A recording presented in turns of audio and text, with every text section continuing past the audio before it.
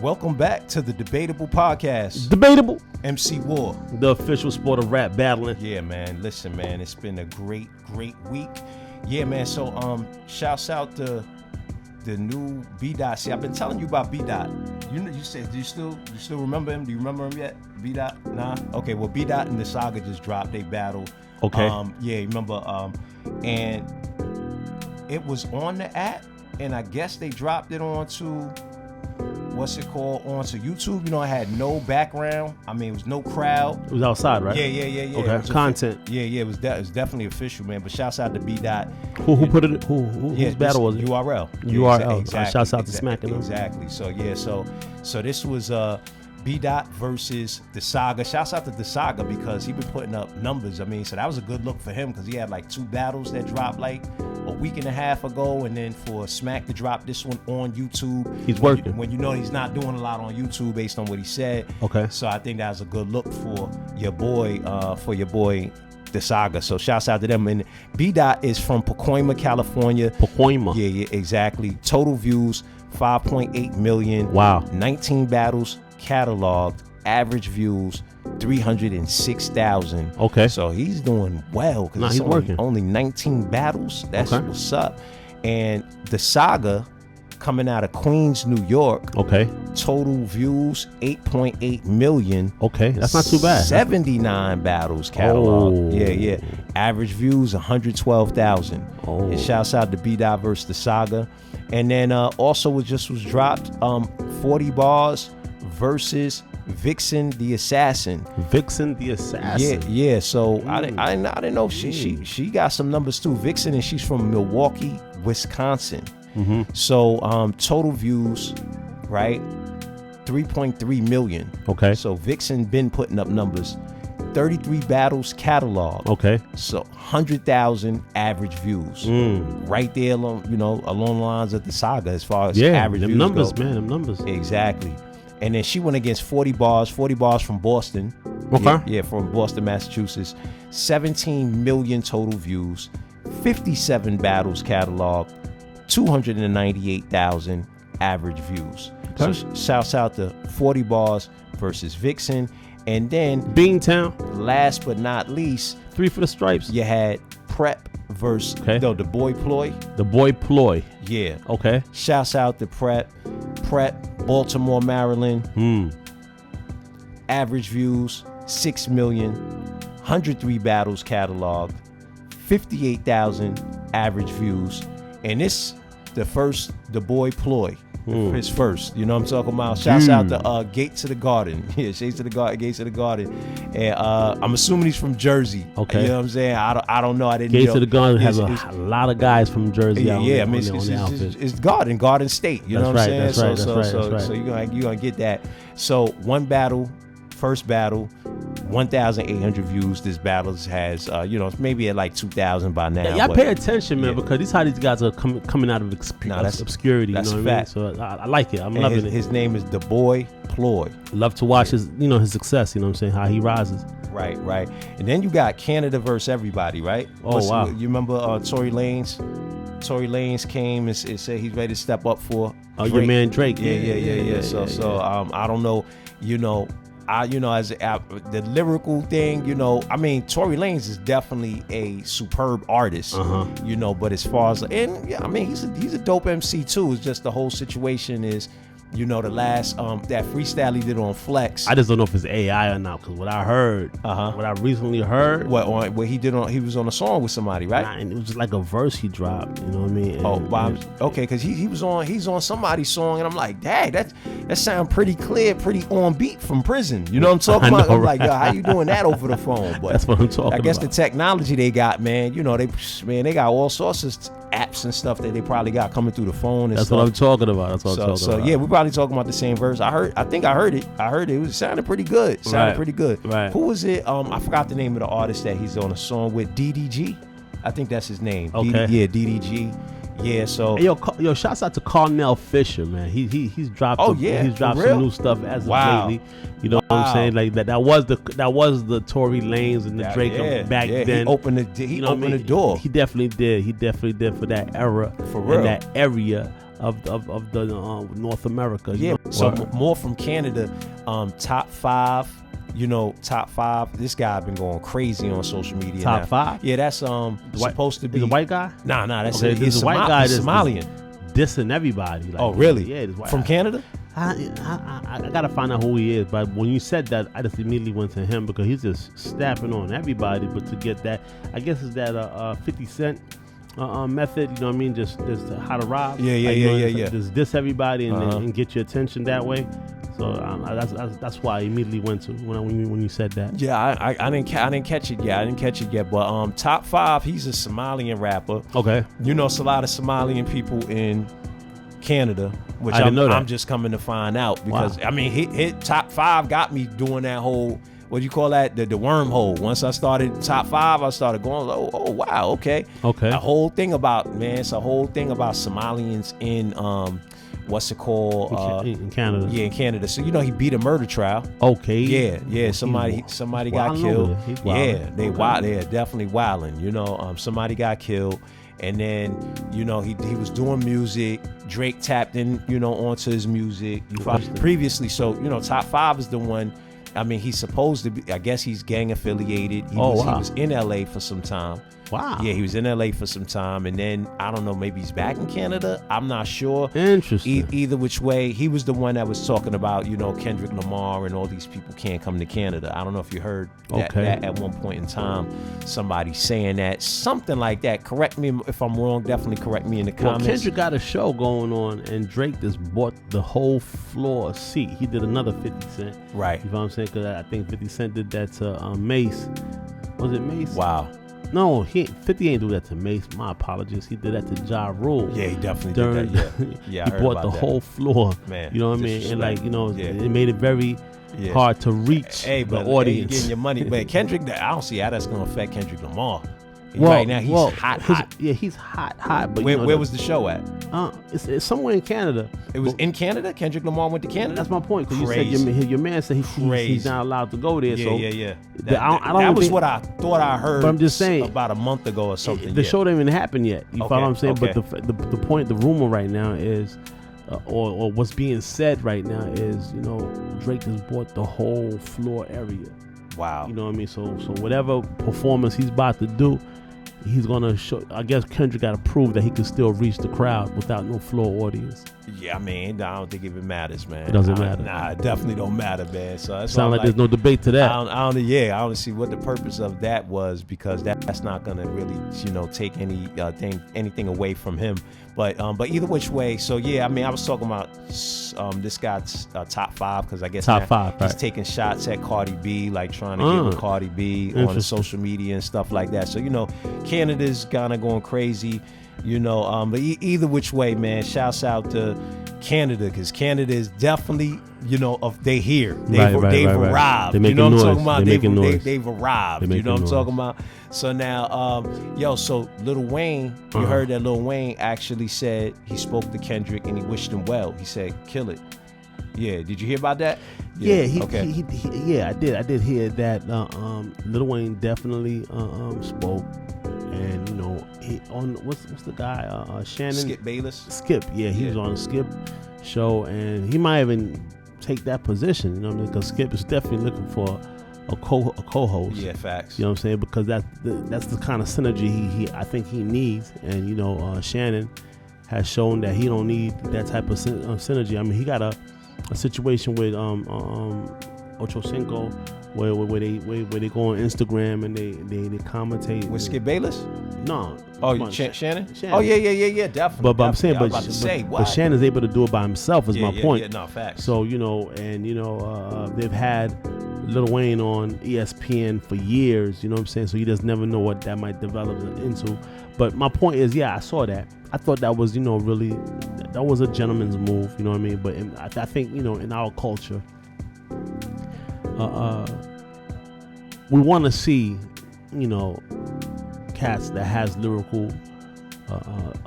If you're a lyricist, we want to see that. We want to see you be able to perform at your best. You follow what I'm saying? So, I think it still becomes a situation where I'm glad you're bringing this up. Yeah, go ahead. What happens is he said that, you know what I'm saying? The fact that he said that is cool.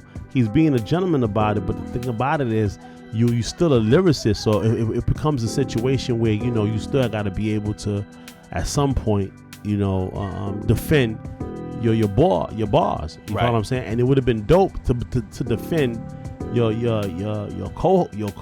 co-label mate, you know what I'm saying, which is Drake, and it would have made sense because Drake got smashed out, you know, and then now boom, you step up and you do what you're supposed to do. So that would have been dope. He was a gentleman about it, man. He was a gentleman, and I can respect that, you know what I mean? That is dope, you know what I mean? Now when it comes to, he still got to address the fact of, you know, your man threw shots at him, you know what I'm saying, and he's basically like, you know, he's sidestepping that, you know what I mean, and that's cool. That's cool, but where we from within this culture of ours of hip hop and battle rap, you know, we would love to see that. You know, definitely. Because Lil Wayne is definitely a lyrical monster when it comes to this thing right here. Yeah, so I wish. Okay, so you know, Lil Baby, you know, he got mentioned on the Not Like Us song. He said, you know, you had to go to Lil Baby to get your lingo up, exactly. Right? And then he was like, so Lil Baby was on Charlemagne and was like, man, I hate that you know, my name was, I don't really like that part of hip hop. So I think that got, you know, I hate that soundbite is going everywhere right now, because it's almost like he's like, you know, I'm not feeling battle rap, or I'm not feeling battling, but it's really, he's not feeling his name being. Yeah, because he's like, you know, if I'm cool with you and I'm cool with you, and y'all beefing, why you want to put my name? You know, but that goes on all the time. It is what it is. But he definitely was like, I'm not feeling that. You know what I'm saying? And he definitely wanted to make the separation from the situation, saying, you know, obviously Drake is his guy, and, you know, he obviously ain't got nothing against Kendrick Lamar. So, but I just was like, you know, he was just like, you know, he was like, he treat hip hop like, he treated like work. Right. You know what I'm talking about? And he don't bring that stuff to work. You know what I'm saying? But I kind of respect the mindset of locking in, how he's locked in, but I also get that now you don't really understand the other elements of it. You follow what I'm talking about? Right. Because he participated in those elements. Right. Because what happens is, say you got street beef with another artist. Right. Right. It just goes to show you that you can utilize this platform to settle your differences lyrically. You follow what I'm saying? And, you know, if somebody is drawing a description of what they did in order to stay relevant, you know what I'm saying? I think you know, that needs to be said. If Drake went to Atlanta and got with you, and, you know, to make certain things, to make him relevant within our culture, within the music business, because of the fact that you're hot right now, you're busting right now, so it makes sense.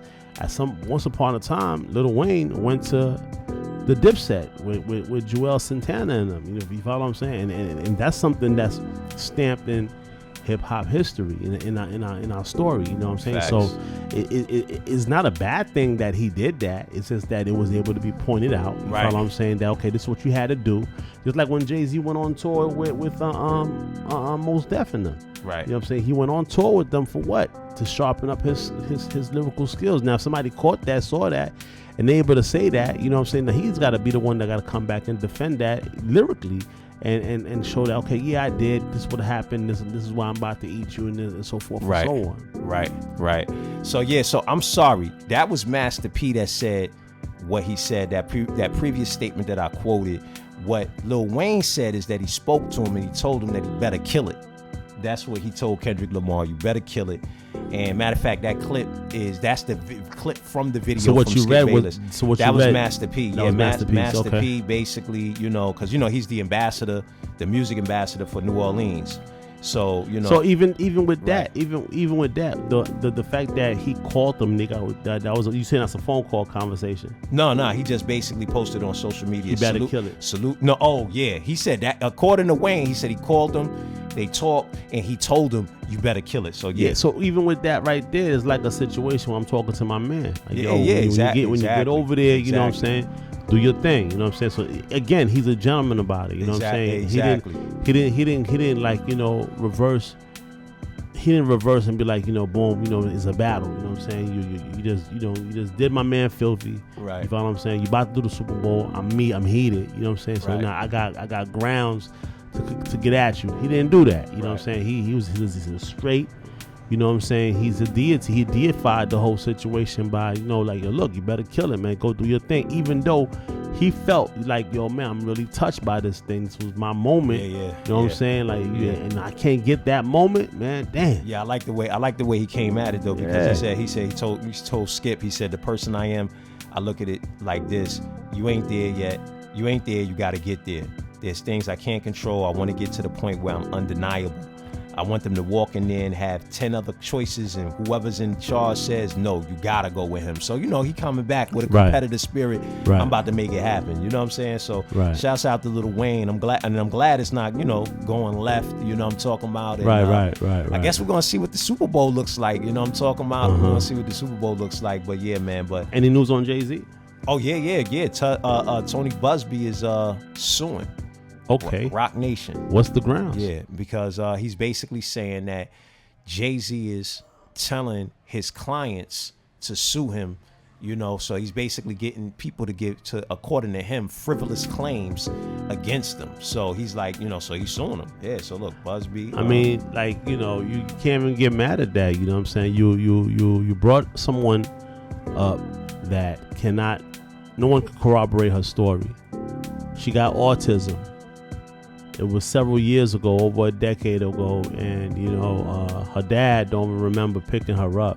He said that's something I would have remembered, and you literally utilize Diddy's momentum to drag Jay-Z in. So yeah, I mean, if he anything goes at this point, I think, like the Beyonce paying that university, I felt like that was genius. Why? Because now they got to put eyes on the students that's coming out of there. You know what I mean? She just accentuated the whole situation by like, look, yo, here goes some money, man. Take care of your business over there. Clean up your house over there. So this is what he's saying. So basically, Buzbee announced the newest suit. He said, brought on behalf of a former client of his firm Wednesday with a post on Instagram. The filings allege that agents for the lawyers posed as employees of the state of Texas, flashed fake badges, and offered the client up to $10,000 to sue the Buzbee law firm. The funding for the alleged conspiracy came from Roc Nation, the suit argues. Make me understand that. He's basically saying that he's going and trying to pay people in order to bring suits against his law firm. That's what he's saying. What's this fake badges? I don't know. He's saying that somebody, like he said, they flashed fake badges. The filings allege that agents for the lawyers posed as employees of the state of Texas, flashed fake badges, and offered the client, because basically he's saying that he's going to his clients. He's going to different clients and saying, sue the Buzbee law firm, and we're going to pay you. We're going to pay you $10,000 to sue the Buzbee law firm. Man, that's an ill strategy, man. Yeah, so the illegal conduct has happened more than 24 times to date and has resulted in 2 utterly frivolous cases against the firm, Buzbee wrote in the post. Buzbee was sued in November by an unnamed high-profile celebrity for shamelessly attempting to extort exorbitant sums from him. Jay-Z has since come forward as that celebrity. So he's getting sued by Jay-Z, right? And some other clients, right? Okay, so this conduct was specifically targeted at our firm, so we would not pursue cases related to the Diddy litigation. Let me be clear, we will not be bullied or intimidated, he wrote. The defendants overstepped, got sloppy, and stupidly got caught in their illegal scheme on tape. This is crazy, yo. Yeah, this is definitely crazy. Yo, this is crazy. Yeah, Jay-Z takes aim at Tony Buzbee after being ensnared in the continuously growing legal minefield facing Combs. Jay-Z vigorously denied the accusations against him and took aim at Buzbee specifically. I have no idea how you've come to such a horrible human, Mr. Buzbee. How you've come to be such a horrible human, Mr. Buzbee, the Empire State of Mind rapper wrote in a statement shared at the time. But I promise you, I have seen your kind many times before. Yeah, it's on. But yeah, man, I mean, I think Buzbee's gonna catch an L. And then because if you fighting all of these fronts at one time, it's gonna be a little bit hard for you to go ahead and handle all of those, all at once. I think he's gonna take an L. I think, by default, you pulled this guy into the situation now, and they're friends. You know what I'm saying? Like, whatever you think, based on the fact that he's being quiet and he ain't doing nothing, that's his man. Right. Over 20 plus. Right. So now you better believe that something's coming together. Right. And they're gonna fight. You know what I'm saying? Like, come on, man. Like yeah, stop it, man. Yeah, stop it. Yeah, cause now he's locked up. He's like, all right, cool. All right, forget the bell. I'm gonna be here. I'm gonna do my time between now and May. I'm putting this together. You know what I'm saying? And then now you don't pull Jay-Z into this thing. It's not looking good. It's not looking good. I just think that, I just hope that nothing comes out to show these guys are in the foul, because they would have really desecrated, their careers within this, within this community. And it's just not a good look. You know what I'm saying? It wouldn't be a good look. And then it stains things. But then, if that's not the case, and it is just showing the fact that they're out to get us, whether you're a billionaire, millionaire, a teacher, a writer, whatever, they're just out to get us. If that's the case, then, it becomes a situation where, we got to change that narrative, and we got to put things in place in order to, fight and make it a place where you can be a creative, an artist, you can be a writer, you can be whoever, you can be who you want to be and successful, and nobody could tear you down while you're doing that. Facts, man, facts. So, but yeah, I think right now I haven't heard anything to make me think them guys are guilty. You know what I'm saying? Other than, of course, Diddy being eccentric. Outside of that, and a freak. Stay out the man bedroom, yeah, you know man. What I'm saying? Like, stay out. It's like, other than that, it's like cats get infatuated in other people's bedrooms, man, to the point where it becomes a conversation. And then when it does become a conversation, you're addressing the elephant in the room. Now you got judges. Now you got judgment. No one comes out and say what they really wanting to do and how they wanting to do it, and publicly. It's a private situation, so leave it as that, private. You follow what I'm saying? So, and then if someone come out as a flamboyant individual, then that person is flamboyant. You already know what that is. That person, it has that type of lifestyle. Leave it as that. You know what I mean? So you wanna know, and then once you do find out, then you want to pass judgment. But then you yourself got your own type of situation where you want to keep private. You don't want nobody to know your privacy. What's your pet peeves? You know what I'm saying? Like but then this is crazy, because I think certain activities that they put in music, that used to be a private situation, right? But now it's in music. You know what I'm saying? Right. Like, exactly. And then now because that's in music and it's been popularized. Exactly. You know what I mean? You think, okay, everything should be the same situation. Nah, man. Certain things should be kept private. You follow what I'm saying? And I feel like the Diddy situation, I'm always go back to Hugh Hefner. Hugh Hefner was the Diddy before there was a Diddy. Facts. You know what I'm saying? And facts. Nothing happened to him. You know what I'm saying? Facts. So now y'all want to utilize trafficking. Yo, interesting. Human trafficking. So they trying to ban. They trying to ban porn in Russia. Yeah, just happened. Yeah, exactly. So just got me thinking about that, and because right now, Putin, they did like an interview with him, because it's been 25 years. I guess yesterday marked 25 years of his rule. Okay. You know what I'm talking about, and he's and they was talking about how damaging it is, but for it to be in the forefront of their society, I don't never hear. You hear a couple of, you hear a couple people talk about the damages of porn, right? Mm-hmm. In the U.S., but not like that. Right. I don't never see CNN dropping nothing on it. Like, articles talking about the damage it does to you. Fox, the Times. I never see that. So the fact that that's such a big conversation in Russia is like, it's definitely, it's showing, but it just shows that, all that negative they got to say about Russia, but they really, they about protecting their people.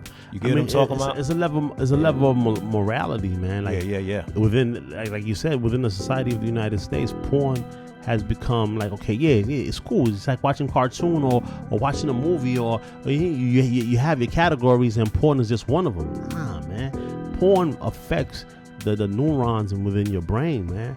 Porn actually affects your brain, like literally. Like, they've done tests of people that watch porn on a consecutive basis, and you see what it does, the damage that it does to the brain.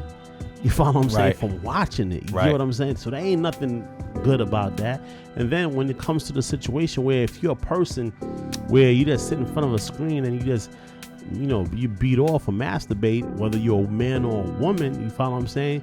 You done took yourself out of the realm of engaging with another human being to go for that pleasure. And now you're taking that pleasure upon yourself with a screen. And now the AI, you got the robots and the AI, but yeah, it's about to get crazy, man. Because now you got a whole plastic.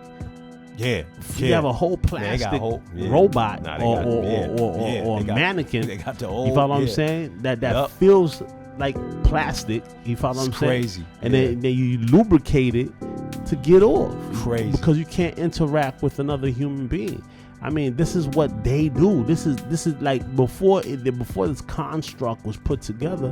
This is not something that we were doing in Africa. Like, there was no. Come on, man. Like you might find somebody doing something crazy somewhere, but you ain't finding nobody. There was no plastic robots, mummies, or plastic robots. You know what I mean? Like, that's not what we do, Madness. And this is all a part of their construct within their society. And as years and generations has gone by, this is what we deal with. Because I remember as a young guy, it was Benny Hill. You know what I mean? Benny Hill was a show that was from Europe, but then every now and again, you see some titties. You know what I'm saying? Every now and again, you got this dude in the hospital. It's like soft porn. And then it went from soft porn to this thing of movies with, like, now they curse, now they show certain things. Every year, it just went to a every whole year other they level. change. They go up. The violence. Obviously, the movies are way more violent, man. Even the ones that's supposed to be for kids, like the Marvel joints. And I'm like, Dad, how is this coming from a comic book? But yeah, they definitely, the censoring is getting lower and lower and lower. It makes you want to ask yourself, what are we doing, man? Because facts. It's like, as a dad or, as a mom, you want to be able to say, okay, how do I protect my children where you are? It's TV programming, television programming, so that what they're watching is being programmed. It's programming them to do what they do, whether it's these highly sexual movies, because like before you even go to the line of just pornography, you have highly sexual movies, right? And then when you go into straight pornography, it's like it's been normalized, like it's the thing, and it's just not that. Even that used to be done in private, You used to hide away your Playboy magazines, your Hustler magazines, the older guys. That used to be in my house, they had a stash, like, right. Hey, yo, I'm about to show you, I got this new magazine, and they show you, but like, but now it's just like, okay, it's just out there for everyone to, it's an app, you click on Pornhub and then boom, hey, there you go. And that could be a 10-year-old, 15-year-old, boy or girl being exposed to that, man. So I'm in total agreement with Putin with that. When it comes to that, totally, man. Because if you want to have a porn lifestyle, do it inside your house with your girl. You know what I'm saying? If you want to have more than one girl, do it inside your house. It shouldn't be a situation where a child should stumble on a channel and then and they get turned out based on that, you know. Facts, man. Yeah, the whole conversation was about banning it, but yeah, man. So before we close out, man, I wanted to talk about parallel universes, man. Shouts out to Danny Myers, man, because you know that's his bar, right? You know what I'm saying? Parallel. You know, do you believe in parallel universes? You Multiverses. Know that, right? Yeah. No, yeah. Well, he says parallel verses, but yes, he's talking about the multiverse. And Google just created a chip that's been all over the internet. You know what I'm talking about? They got this quantum chip. It's called Willow. And the chip is so powerful, they believe that it's pulling information or energy or power, I guess, from other universes. Dark matter. Yeah. So it says Google's quantum chip Willow solved a computational problem in under 5 minutes, sparking debates about its implications for the multiverse theory. Harmut Neven suggested the chip's performance aligns with the multiverse interpretation of quantum mechanics, but critics argue alternative explanations suffice. The task random sampling showcases quantum's hardware's power, but lacks direct evidence. But check this out, right? Basically, this is from Google when they shared it out. The first is that Willow can reduce errors exponentially as we scale up using more qubits. Crazy. I don't know what a qubit is. This cracks a key challenge in quantum error correction that the field has pursued for almost 30 years. Second, Willow performed a standard benchmark computation in under 5 minutes that would take one of today's fastest computers, 10 septillion, right? That's 10 to the 25th power years, a number that vastly exceeds the age of the universe. Yeah, that's next level. Like, shouts out to Danny Myers. You know what I'm talking about? That's next level, because that makes me think about, you know, the extraterrestrials, man. There's definitely extraterrestrials that's tapping in to whatever team that came together to do that. I mean, basically, you saying there's another Willow in another. Right? Basically saying that they pulling energy from another light duplicate. They're pulling light from another wherever that light is shooting from. I'm thinking they attempting to say that this chip is existing in different parallel universes in order to be able to process that type of, you know, energy and speed. It has to tap into the other existences, the other chip that's existing in other universes. But it doesn't even necessarily have to be that specific chip. It could be, you know, it could be whatever frequency it tapped into. Right. You know what I'm saying? So once it tapped into that particular frequency and is able to compute the language, you follow what I'm saying? Then from there it's rocking on. You know what I'm saying? To the point where it's able to do what it did in 5 minutes, because whatever it tapped into was able to comprehend the language, and then from there it was able to process by way of comprehending that language through tapping in that frequency. Definitely. Which and hence talks about, you know, what is that? The thing that they put in the ground, they dug in the ground. What is it? Not hydrogen collider. I'm not sure, but what they're doing unnaturally is something that we can do naturally. Because, you know, when you think about astral projection, falling asleep, your soul travels to a place, gathers information, and comes back in the amount of seconds it happens. You wake up, you got an answer, you got information that you didn't have just a minute ago. It felt like it was a 2-hour journey, but you was asleep for a minute. You know, had dreams where the dream was like a whole 2-hour, you know, full-length feature film. And you was asleep for 30 seconds, 2 minutes, 3 minutes. But what about I'm trying to get to that thing that they did when they're trying to do the dark matter into the ground. The Hadron Collider? That's what it is, right? Yeah. I said it. Okay. Hadron Collider. The whole fact of building the Hadron Collider, y'all look it up, was so they could deal with dark matter. So once they open a vortex by building this, what is it called? Instrument is dealing with, by default, is dealing with quantum. You follow what I'm saying? And so it doing that, when you have something like this right here, Google, and this thing exists right now on the underground. You follow what I'm saying? This is the type of frequency it's tapping into. It's just like your cell phone, Bluetooth, and everything else. Right. You know what I'm saying? So now the moment it taps in, and you got something that's already been built. I think dark matter is what you can use to tap into these parallel universes, because dark matter is everywhere. You know what I'm saying? Like, basically it's antennas. Yeah. Well, it's existence. You know what I'm saying? Before light. You know what I'm saying? So right. It's there. You know what I'm talking about? Right. Like, when you go into space, you know what I mean? You're not seeing light, you're seeing darkness. You know what I'm talking about? Right. So and then, so and then again, naturally the speed of thought. I like that guy. I was feeling your boy, the Haitian dude, the young boy, Mac. What's his name? We just spoke about him the other day, from New Jersey. He wears the Haitian mask. He's rocking with Jay-Z. He wears the flag, but he was talking about the speed of thought. I've always thought as well that the speed of thought moves faster than the speed of light, right? Which is all happening where?